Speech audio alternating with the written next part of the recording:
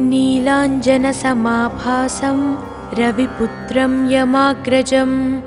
छायामार्ताण्डसम्भूतं तं नमामि शनैश्चरम्। नीलाञ्जनसमाभासं रविपुत्रं यमाग्रजं छायामार्ताण्डसम्भूतं तं नमामि शनैश्चरम्। नीलाञ्जनसमाभासं रविपुत्रं यमाग्रजं छायामार्ताण्डसम्भूतं तं नमामि शनैश्चरम्। नीलाञ्जनसमाभासं रविपुत्रं यमाग्रजं छायामार्ताण्डसम्भूतं तं नमामि शनैश्चरम्। नीलाञ्जनसमाभासं रविपुत्रं यमाग्रजं छायामार्ताण्डसम्भूतं तं नमामि शनैश्चरम्। नीलाञ्जनसमाभासं रविपुत्रं यमाग्रजं छायामार्ताण्डसम्भूतं तं नमामि शनैश्चरम्। नीलाञ्जनसमाभासं रविपुत्रं यमाग्रजं छायामार्ताण्डसम्भूतं तं नमामि शनैश्चरम्। नीलाञ्जनसमाभासं रविपुत्रं यमाग्रजं छायामार्ताण्डसम्भूतं तं नमामि शनैश्चरम्। नीलाञ्जनसमाभासं रविपुत्रं यमाग्रजं छायामार्ताण्डसम्भूतं तं नमामि शनैश्चरम्। नीलाञ्जनसमाभासं रविपुत्रं यमाग्रजं छायामार्ताण्डसम्भूतं तं नमामि शनैश्चरम्। नीलाञ्जनसमाभासं रविपुत्रं यमाग्रजं छायामार्ताण्डसम्भूतं तं नमामि शनैश्चरम्। नीलाञ्जनसमाभासं रविपुत्रं यमाग्रजं छायामार्ताण्डसम्भूतं तं नमामि शनैश्चरम्। नीलाञ्जनसमाभासं रविपुत्रं यमाग्रजं छायामार्ताण्डसम्भूतं तं नमामि शनैश्चरम्। नीलाञ्जनसमाभासं रविपुत्रं यमाग्रजं छायामार्ताण्डसम्भूतं तं नमामि शनैश्चरम्। नीलाञ्जनसमाभासं रविपुत्रं यमाग्रजं छायामार्ताण्डसम्भूतं तं नमामि शनैश्चरम्। नीलाञ्जनसमाभासं रविपुत्रं यमाग्रजं छायामार्ताण्डसम्भूतं तं नमामि शनैश्चरम्। नीलाञ्जनसमाभासं रविपुत्रं यमाग्रजं छायामार्ताण्डसम्भूतं तं नमामि शनैश्चरम्। नीलाञ्जनसमाभासं रविपुत्रं यमाग्रजं छायामार्ताण्डसम्भूतं तं नमामि शनैश्चरम्। नीलाञ्जनसमाभासं रविपुत्रं यमाग्रजं छायामार्ताण्डसम्भूतं तं नमामि शनैश्चरम्। नीलाञ्जनसमाभासं रविपुत्रं यमाग्रजं छायामार्ताण्डसम्भूतं तं नमामि शनैश्चरम्। नीलाञ्जनसमाभासं रविपुत्रं यमाग्रजं छायामार्ताण्डसम्भूतं तं नमामि शनैश्चरम्। नीलाञ्जनसमाभासं रविपुत्रं यमाग्रजं छायामार्ताण्डसम्भूतं तं नमामि शनैश्चरम्। नीलाञ्जनसमाभासं रविपुत्रं यमाग्रजं छायामार्ताण्डसम्भूतं तं नमामि शनैश्चरम्। नीलाञ्जनसमाभासं रविपुत्रं यमाग्रजं छायामार्ताण्डसम्भूतं तं नमामि शनैश्चरम्। नीलाञ्जनसमाभासं रविपुत्रं यमाग्रजं छायामार्ताण्डसम्भूतं तं नमामि शनैश्चरम्। नीलाञ्जनसमाभासं रविपुत्रं यमाग्रजं छायामार्ताण्डसम्भूतं तं नमामि शनैश्चरम् नीलाञ्जनसमाभासं रविपुत्रं यमाग्रजं छायामार्ताण्डसम्भूतं तं नमामि शनैश्चरम् नीलाञ्जनसमाभासं रविपुत्रं यमाग्रजं छायामार्ताण्डसम्भूतं तं नमामि शनैश्चरम् नीलाञ्जनसमाभासं रविपुत्रं यमाग्रजं छायामार्ताण्डसम्भूतं तं नमामि शनैश्चरम् नीलाञ्जनसमाभासं रविपुत्रं यमाग्रजं छायामार्ताण्डसम्भूतं तं नमामि शनैश्चरम् नीलाञ्जनसमाभासं रविपुत्रं यमाग्रजं छायामार्ताण्डसम्भूतं तं नमामि शनैश्चरम् नीलाञ्जनसमाभासं रविपुत्रं यमाग्रजं छायामार्ताण्डसम्भूतं तं नमामि शनैश्चरम् नीलाञ्जनसमाभासं रविपुत्रं यमाग्रजं छायामार्ताण्डसम्भूतं तं नमामि शनैश्चरम् नीलाञ्जनसमाभासं रविपुत्रं यमाग्रजं छायामार्ताण्डसम्भूतं तं नमामि शनैश्चरम् नीलाञ्जनसमाभासं रविपुत्रं यमाग्रजं छायामार्ताण्डसम्भूतं तं नमामि शनैश्चरम् नीलाञ्जनसमाभासं रविपुत्रं यमाग्रजं छायामार्ताण्डसम्भूतं तं नमामि शनैश्चरम् नीलाञ्जनसमाभासं रविपुत्रं यमाग्रजं छायामार्ताण्डसम्भूतं तं नमामि शनैश्चरम् नीलाञ्जनसमाभासं रविपुत्रं यमाग्रजं छायामार्ताण्डसम्भूतं तं नमामि शनैश्चरम् नीलाञ्जनसमाभासं रविपुत्रं यमाग्रजं छायामार्ताण्डसम्भूतं तं नमामि शनैश्चरम् नीलाञ्जनसमाभासं रविपुत्रं यमाग्रजं छायामार्ताण्डसम्भूतं तं नमामि शनैश्चरम् नीलाञ्जनसमाभासं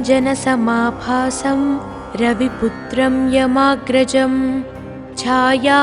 छायामार्ताण्डसम्भूतं तं नमामि शनैश्चरम्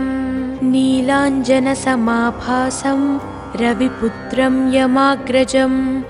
छायामार्ताण्डसम्भूतं तं नमामि शनैश्चरम् नीलाञ्जनसमाभासं रविपुत्रं यमाग्रजं छायामार्ताण्डसम्भूतं तं नमामि शनैश्चरम् नीलाञ्जनसमाभासं रविपुत्रं यमाग्रजं छायामार्ताण्डसम्भूतं तं नमामि शनैश्चरम् नीलाञ्जनसमाभासं रविपुत्रं यमाग्रजं छायामार्ताण्डसम्भूतं तं नमामि शनैश्चरम् नीलाञ्जनसमाभासं रविपुत्रं यमाग्रजं छायामार्ताण्डसम्भूतं तं नमामि शनैश्चरम् नीलाञ्जनसमाभासं रविपुत्रं यमाग्रजं छायामार्ताण्डसम्भूतं तं नमामि शनैश्चरम् नीलाञ्जनसमाभासं रविपुत्रं यमाग्रजं छायामार्ताण्डसम्भूतं तं नमामि शनैश्चरम् नीलाञ्जनसमाभासं रविपुत्रं यमाग्रजं छायामार्ताण्डसम्भूतं तं नमामि शनैश्चरम् नीलाञ्जनसमाभासं रविपुत्रं यमाग्रजं छायामार्ताण्डसम्भूतं तं नमामि शनैश्चरम् नीलाञ्जनसमाभासं रविपुत्रं यमाग्रजं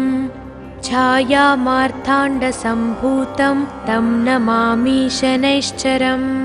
नीलाञ्जनसमाभासं रविपुत्रं यमाग्रजं छायामार्ताण्डसम्भूतं तं नमामि शनैश्चरम् नीलाञ्जनसमाभासं रविपुत्रं यमाग्रजं छायामार्ताण्डसम्भूतं तं नमामि शनैश्चरम् नीलाञ्जनसमाभासं रविपुत्रं यमाग्रजं छायामार्ताण्डसम्भूतं तं नमामि शनैश्चरम् नीलाञ्जनसमाभासं रविपुत्रं यमाग्रजं छायामार्ताण्डसम्भूतं तं नमामि शनैश्चरम् नीलाञ्जनसमाभासं रविपुत्रं यमाग्रजं छायामार्ताण्डसम्भूतं तं नमामि शनैश्चरम् नीलाञ्जनसमाभासं रविपुत्रं यमाग्रजं छायामार्ताण्डसम्भूतं तं नमामि शनैश्चरम् नीलाञ्जनसमाभासं रविपुत्रं यमाग्रजं छायामार्ताण्डसम्भूतं तं नमामि शनैश्चरम् नीलाञ्जनसमाभासं रविपुत्रं यमाग्रजं छायामार्ताण्डसम्भूतं तं नमामि शनैश्चरम् नीलाञ्जनसमाभासं रविपुत्रं यमाग्रजं छायामार्ताण्डसम्भूतं तं नमामि शनैश्चरम् नीलाञ्जनसमाभासं रविपुत्रं यमाग्रजं छायामार्ताण्डसम्भूतं तं नमामि शनैश्चरम् नीलाञ्जनसमाभासं रविपुत्रं यमाग्रजं छायामार्ताण्डसम्भूतं तं नमामि शनैश्चरम् नीलाञ्जनसमाभासं रविपुत्रं यमाग्रजं छायामार्ताण्डसम्भूतं तं नमामि शनैश्चरम् नीलाञ्जनसमाभासं रविपुत्रं यमाग्रजं छायामार्ताण्डसम्भूतं तं नमामि शनैश्चरम् नीलाञ्जनसमाभासं रविपुत्रं यमाग्रजं छायामार्ताण्डसम्भूतं तं नमामि शनैश्चरम् नीलाञ्जनसमाभासं रविपुत्रं यमाग्रजं छायामार्ताण्डसम्भूतं तं नमामि शनैश्चरम् नीलाञ्जनसमाभासं रविपुत्रं यमाग्रजं छायामार्ताण्डसम्भूतं तं नमामि शनैश्चरम् नीलाञ्जनसमाभासं रविपुत्रं यमाग्रजं छायामार्ताण्डसम्भूतं तं नमामि शनैश्चरम् नीलाञ्जनसमाभासं रविपुत्रं यमाग्रजं छायामार्ताण्डसम्भूतं तं नमामि शनैश्चरम् नीलाञ्जनसमाभासं रविपुत्रं यमाग्रजं छायामार्ताण्डसम्भूतं तं नमामि शनैश्चरम् नीलाञ्जनसमाभासं रविपुत्रं यमाग्रजं छायामार्ताण्डसम्भूतं तं नमामि शनैश्चरम् नीलाञ्जनसमाभासं रविपुत्रं यमाग्रजं छायामार्ताण्डसम्भूतं तं नमामि शनैश्चरम् नीलाञ्जनसमाभासं रविपुत्रं यमाग्रजं छायामार्ताण्डसम्भूतं तं नमामि शनैश्चरम् नीलाञ्जनसमाभासं रविपुत्रं यमाग्रजं छायामार्ताण्डसम्भूतं तं नमामि शनैश्चरम् नीलाञ्जनसमाभासं रविपुत्रं यमाग्रजं छायामार्ताण्डसम्भूतं तं नमामि शनैश्चरम् नीलाञ्जनसमाभासं रविपुत्रं यमाग्रजं छायामार्ताण्डसम्भूतं तं नमामि शनैश्चरम् नीलाञ्जनसमाभासं रविपुत्रं यमाग्रजं छायामार्ताण्डसम्भूतं तं नमामि शनैश्चरम् नीलाञ्जनसमाभासं रविपुत्रं यमाग्रजं छायामार्ताण्डसम्भूतं तं नमामि शनैश्चरम् नीलाञ्जनसमाभासं रविपुत्रं यमाग्रजं छायामार्ताण्डसम्भूतं तं नमामि शनैश्चरम् नीलाञ्जनसमाभासं रविपुत्रं यमाग्रजं छायामार्ताण्डसम्भूतं तं नमामि शनैश्चरम् नीलाञ्जनसमाभासं रविपुत्रं यमाग्रजं छायामार्ताण्डसम्भूतं तं नमामि शनैश्चरम् नीलाञ्जनसमाभासं रविपुत्रं यमाग्रजं छायामार्ताण्डसम्भूतं तं नमामि शनैश्चरम् नीलाञ्जनसमाभासं रविपुत्रं यमाग्रजं छायामार्ताण्डसम्भूतं तं नमामि शनैश्चरम् नीलाञ्जनसमाभासं रविपुत्रं यमाग्रजं छायामार्ताण्डसम्भूतं तं नमामि शनैश्चरम् नीलाञ्जनसमाभासं रविपुत्रं यमाग्रजं छायामार्ताण्डसम्भूतं तं नमामि शनैश्चरम् नीलाञ्जनसमाभासं रविपुत्रं यमाग्रजं छायामार्ताण्डसम्भूतं तं नमामि शनैश्चरम् नीलाञ्जनसमाभासं रविपुत्रं यमाग्रजं छायामार्ताण्डसम्भूतं तं नमामि शनैश्चरम् नीलाञ्जनसमाभासं रविपुत्रं यमाग्रजं छायामार्ताण्डसम्भूतं तं नमामि शनैश्चरम् नीलाञ्जनसमाभासं रविपुत्रं यमाग्रजं छायामार्ताण्डसम्भूतं तं नमामि शनैश्चरम् नीलाञ्जनसमाभासं रविपुत्रं यमाग्रजं छायामार्ताण्डसम्भूतं तं नमामि शनैश्चरम् नीलाञ्जनसमाभासं रविपुत्रं यमाग्रजं छायामार्ताण्डसम्भूतं तं नमामि शनैश्चरम् नीलाञ्जनसमाभासं रविपुत्रं यमाग्रजं छायामार्ताण्डसम्भूतं तं नमामि शनैश्चरम् नीलाञ्जनसमाभासं रविपुत्रं यमाग्रजं छायामार्ताण्डसम्भूतं तं नमामि शनैश्चरम् नीलाञ्जनसमाभासं रविपुत्रं यमाग्रजं छायामार्ताण्डसम्भूतं तं नमामि शनैश्चरम् नीलाञ्जनसमाभासं रविपुत्रं यमाग्रजं छायामार्ताण्डसम्भूतं तं नमामि शनैश्चरम् नीलाञ्जनसमाभासं रविपुत्रं यमाग्रजं छायामार्ताण्डसम्भूतं तं नमामि शनैश्चरम्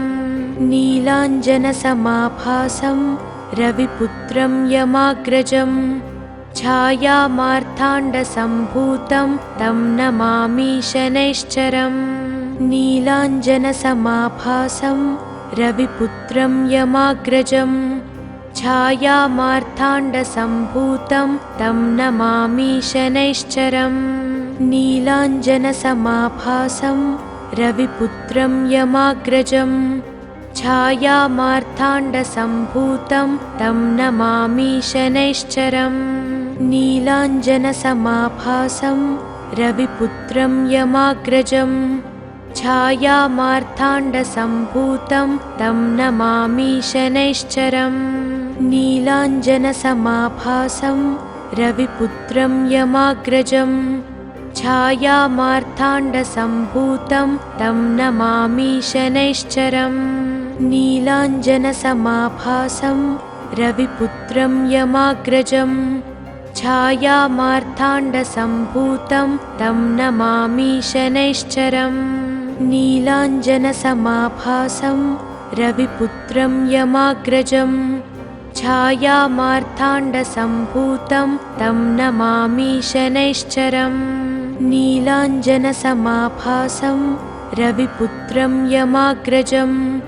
छायामार्ताण्डसम्भूतं तं नमामि शनैश्चरम् नीलाञ्जनसमाभासं रविपुत्रं यमाग्रजं छायामार्ताण्डसम्भूतं तं नमामि शनैश्चरम् नीलाञ्जनसमाभासं रविपुत्रं यमाग्रजं छायामार्ताण्डसम्भूतं तं नमामि शनैश्चरम् नीलाञ्जनसमाभासं रविपुत्रं यमाग्रजं छायामार्ताण्डसम्भूतं तं नमामि शनैश्चरम् नीलाञ्जनसमाभासं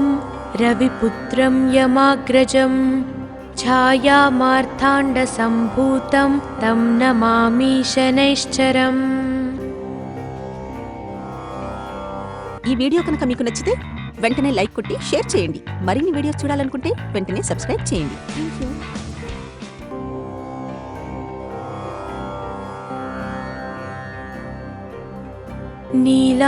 नीलाञ्जनसमाभासं रविपुत्रं यमाग्रजं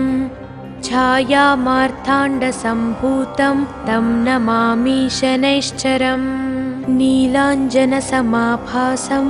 रविपुत्रं यमाग्रजं छायामार्ताण्डसम्भूतं तं नमामि शनैश्चरम् नीलाञ्जनसमाभासं रविपुत्रं यमाग्रजं छायामार्ताण्डसम्भूतं तं नमामि शनैश्चरम् नीलाञ्जनसमाभासं रविपुत्रं यमाग्रजं छायामार्ताण्डसम्भूतं तं नमामि शनैश्चरम् नीलाञ्जनसमाभासं रविपुत्रं यमाग्रजं छायामार्ताण्डसम्भूतं तं नमामि शनैश्चरम् नीलाञ्जनसमाभासं रविपुत्रं यमाग्रजं छायामार्ताण्डसम्भूतं तं नमामि शनैश्चरम् नीलाञ्जनसमाभासं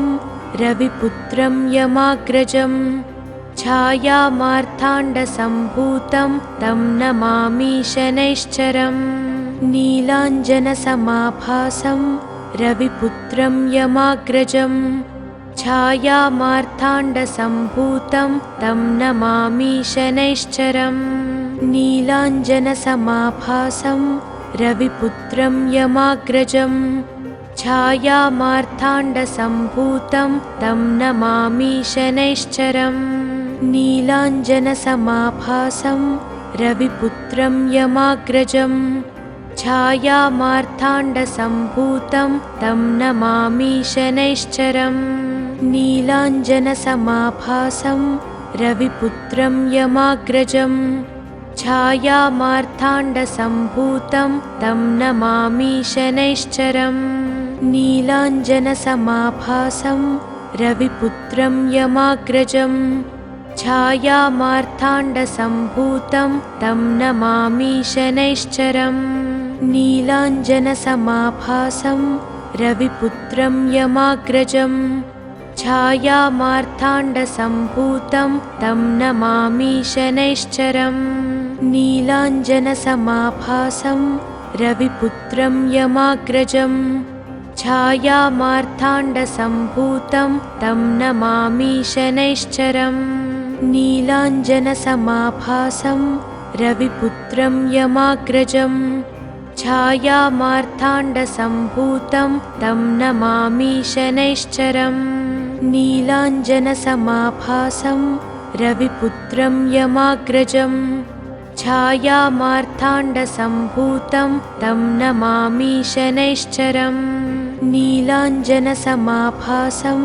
रविपुत्रं यमाग्रजं छायामार्ताण्डसम्भूतं तं नमामि शनैश्चरम् नीलाञ्जनसमाभासं रविपुत्रं यमाग्रजं छायामार्ताण्डसम्भूतं तं नमामि शनैश्चरम् नीलाञ्जनसमाभासं रविपुत्रं यमाग्रजं छायामार्ताण्डसम्भूतं तं नमामि शनैश्चरम् नीलाञ्जनसमाभासं रविपुत्रं यमाग्रजं छायामार्ताण्डसम्भूतं तं नमामि शनैश्चरम् नीलाञ्जनसमाभासं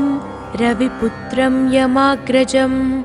छायामार्ताण्डसम्भूतं तं नमामि शनैश्चरम् नीलाञ्जनसमाभासं रविपुत्रं यमाग्रजं छायामार्ताण्डसम्भूतं तं नमामि शनैश्चरम् नीलाञ्जनसमाभासं रविपुत्रं यमाग्रजं छायामार्ताण्डसम्भूतं तं नमामि शनैश्चरम् नीलाञ्जनसमाभासं रविपुत्रं यमाग्रजं छायामार्ताण्डसम्भूतं तं नमामि शनैश्चरम् नीलाञ्जनसमाभासं रविपुत्रं यमाग्रजं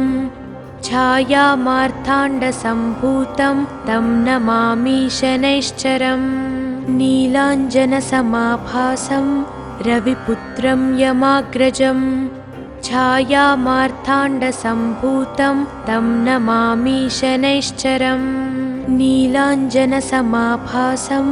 रविपुत्रं यमाग्रजं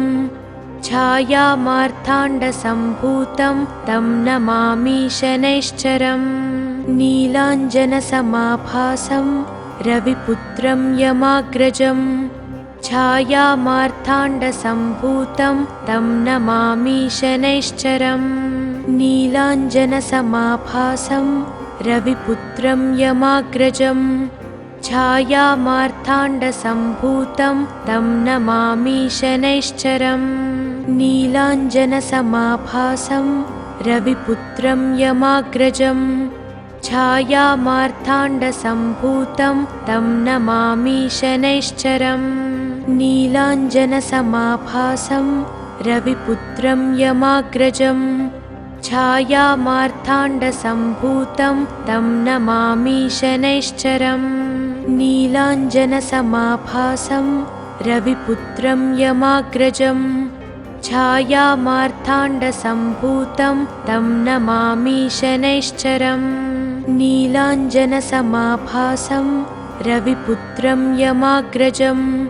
छायामार्ताण्डसम्भूतं तं नमामि शनैश्चरम् नीलाञ्जनसमाभासं रविपुत्रं यमाग्रजं छायामार्ताण्डसम्भूतं तं नमामि शनैश्चरम् नीलाञ्जनसमाभासं रविपुत्रं यमाग्रजं छायामार्ताण्डसम्भूतं तं नमामि शनैश्चरम् नीलाञ्जनसमाभासं रविपुत्रं यमाग्रजं छायामार्ताण्डसम्भूतं तं नमामि शनैश्चरम् नीलाञ्जनसमाभासं रविपुत्रं यमाग्रजं छायामार्ताण्डसम्भूतं तं नमामि शनैश्चरम् नीलाञ्जनसमाभासं रविपुत्रं यमाग्रजं छायामार्ताण्डसम्भूतं तं नमामि शनैश्चरम् नीलाञ्जनसमाभासं रविपुत्रं यमाग्रजं छायामार्ताण्डसम्भूतं तं नमामि शनैश्चरम् नीलाञ्जनसमाभासं रविपुत्रं यमाग्रजं छायामार्ताण्डसम्भूतं तं नमामि शनैश्चरम् नीलाञ्जनसमाभासं रविपुत्रं यमाग्रजं छायामार्ताण्डसम्भूतं तं नमामि शनैश्चरम् नीलाञ्जनसमाभासं रविपुत्रं